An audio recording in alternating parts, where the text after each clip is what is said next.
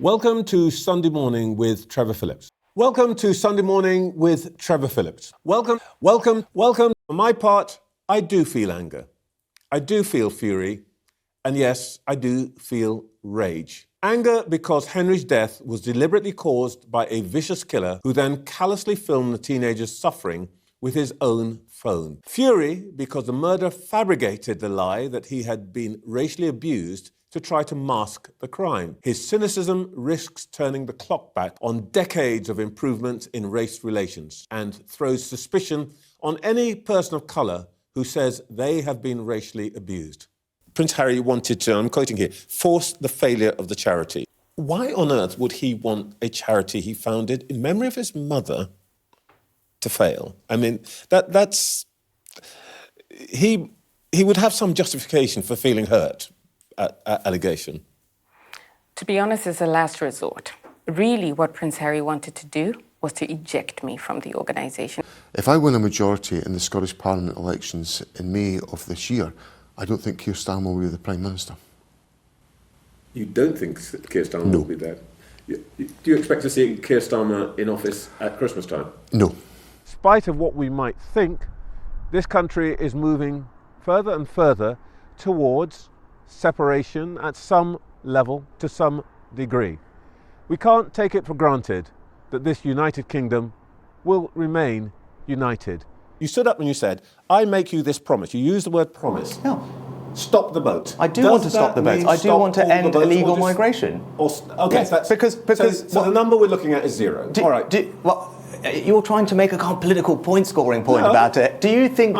You are? But do you think anyone? You're about delivery. Mischief making? Moi? Come on.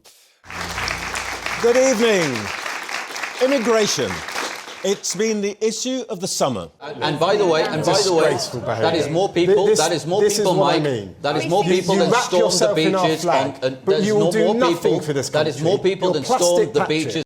Everything you've just said suggests that the Reform platform for this election is every problem you face is down to immigrants and in particular to Muslims. Is that really what you're saying? No, actually, most people aren't yet affected by this because the areas with anti-British values tend to be geographically, at the moment, very tightly concentrated. But they do pose a problem. But you're not resiling from blaming that community.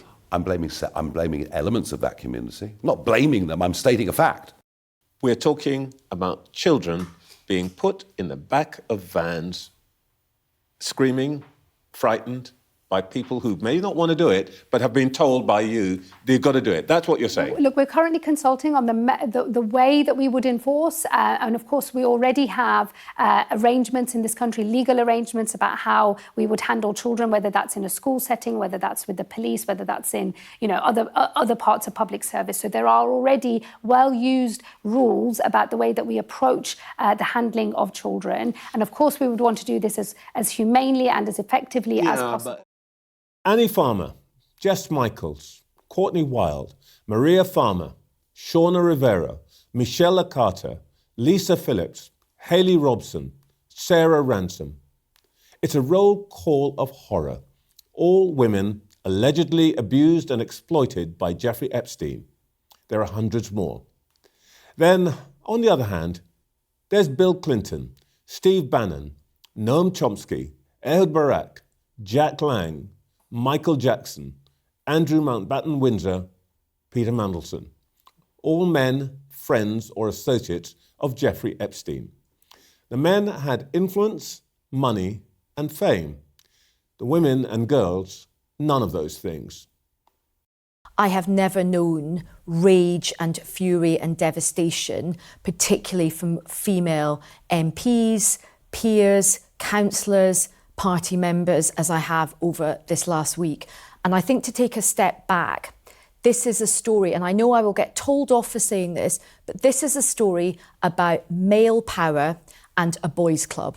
What we saw from the Epstein files, the release of the Epstein files, was in absolute disgusting, sordid technicolor just what happens, who runs the world, who has unfettered power. The political world is united in horror And there are no words that can capture the shock of what we saw in Pennsylvania last night.